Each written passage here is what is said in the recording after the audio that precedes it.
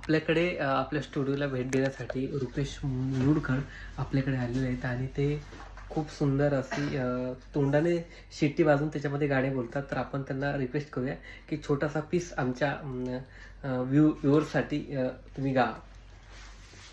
नमस्कार, मी रुपेश मुरुडकर, शिट्टीवादक रुपेश मुरुडकर. एक मराठी गाणं आहे, ते गातो, गारवा.